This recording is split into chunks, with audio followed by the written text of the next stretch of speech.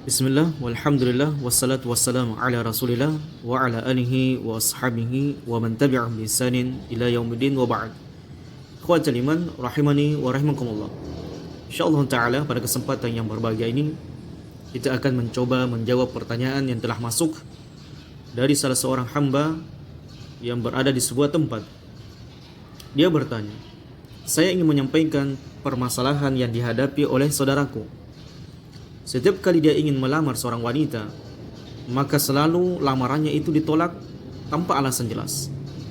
Padahal dia mempunyai pekerjaan yang baik, begitu pula gaji yang cukup, akan tetapi dia selalu gagal untuk menikah. Dan saya telah mendatangi seorang peramal, dan dia mengatakan kalau saudara saya kena santet atau guna-guna yang berupa ikatan, di mana dia tidak akan pernah menikah walaupun melamar 1000 wanita. Subhanallah. Apakah bisa saudara saya dibantu? Apakah ada ruqyah yang bisa menghilangkan sihir tersebut?"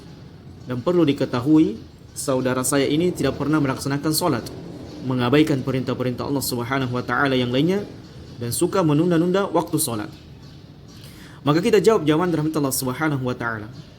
Yang pertama, tidak diragukan lagi bahwasanya ajakanmu terhadap saudaramu untuk memperbaiki hubungannya kepada Allah Subhanahu wa taala adalah merupakan perkara pertama dan paling utama sebagai jalan keluar dari segala permasalahan hidup yang dihadapi.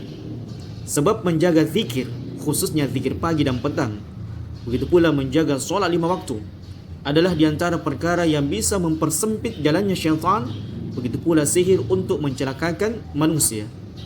Bahkan melazimkan zikir, senantiasa berzikir pagi dan petang dan terus menerus setiap waktu berzikir, kemudian menjaga solat, khususnya solat 5 waktu, ada merupakan obat yang sangat mujarab untuk mengobati sihir, begitu pula dengan penyakit ain. Sebab ibadah-ibadah tersebut adalah merupakan penjagaan dari segala kejelekan yang telah ada maupun yang akan datang. Dan perlu juga diperhatikan bahwasanya banyak di antara manusia yang ditolak khidbahnya, ditolak lamarannya ketika dia tidak melaksanakan solat, dan boleh jadi inilah menjadi akar permasalahan dari gagalnya dia menikah.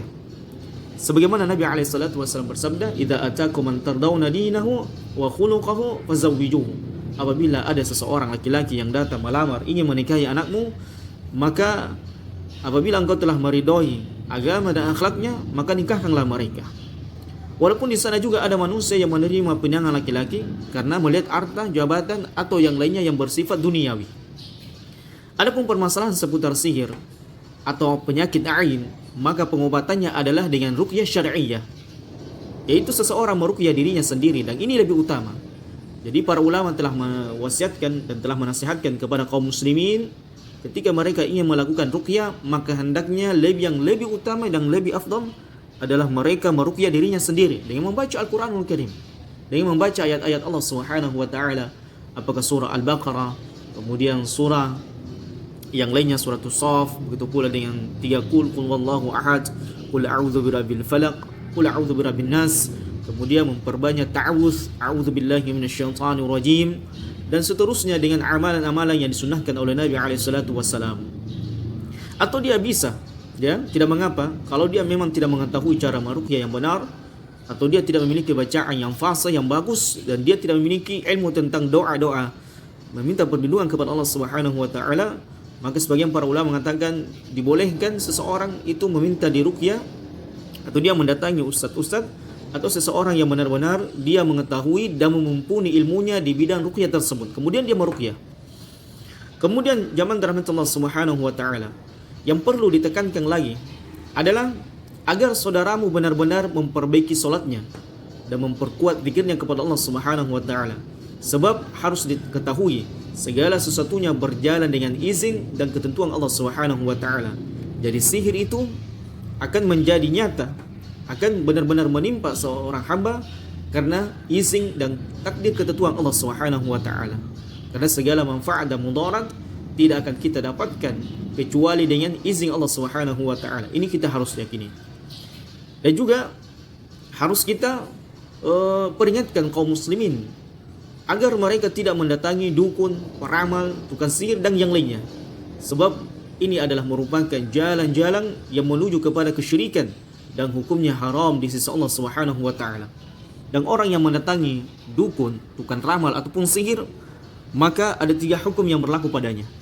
Kalau dia mendatangi tukang ramal, tukang sihir, dan begitu pula dengan dukun, maka kalau dia membenarkan perkataannya, maka hukumannya bagi orang tersebut dia telah kufur, mengkafirkan atau mengkufuri ajaran yang dibawa oleh Nabi SAW. Jadi siapa yang mendatangi dukun dan mempercayai perkataannya, maka faqad kafara bima unzila ala Muhammadin sallallahu alaihi wasallam, dia telah kufur dengan apa yang telah didapatkan, yang diturunkan kepada Nabi SAW, dan dia harus wajib bertobat kepada Allah Subhanahu wa taala dan meninggalkan perkara-perkara yang berkaitan dengan perdukunan. Kemudian yang kedua, apabila dia mendatangi dukun namun tidak mempercayai apa yang dikatakan dukun, maka 40 hari 40 malam solatnya tidak diterima oleh Allah Subhanahu wa taala. Sebagaimana Nabi SAW bersabda, "Man atakahinan aw arrafan", siapa yang mendatangi dukun begitu pula dengan peramal atau sahiran atau tukang sihir, lam tuqbal lahu salatu 40 lailah, maka tidak akan pernah diterima salatnya selama 40 hari 40 malam. Kemudian yang kedua, jamaah rahmatullah Subhanahu wa taala, perlu kita tekankan juga, yang ketiga, apabila seseorang mendatangi dukun itu untuk mendebati dukun tersebut, maka inilah yang dianjurkan, yaitu kita mendatangi dukun, tukang peramal, tukang sihir untuk menasihati mereka, mendakwahi mereka agar mereka meninggalkan ajaran-ajaran sesat mereka, agar mereka meninggalkan perkara-perkara yang diharamkan oleh Allah Subhanahu wa taala dan bertobat kepada Allah Subhanahu wa taala. Maka ini adalah merupakan di antara jalan keselamatan di sisi Allah Subhanahu wa taala.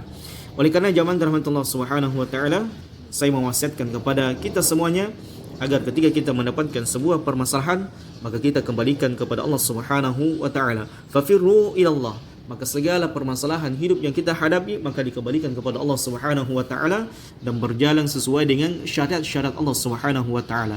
Dan tentunya jamaah rahmatullah Subhanahu wa taala, pentingnya kemudian kita senantiasa melazimkan kebaikan-kebaikan dan ketaatan kepada Allah Subhanahu wa taala agar kita senantiasa terjaga dari perkara sihir, santet, guna-guna, jampi-jampi dan sebagainya. Hadza wallahu a'lam bissawab.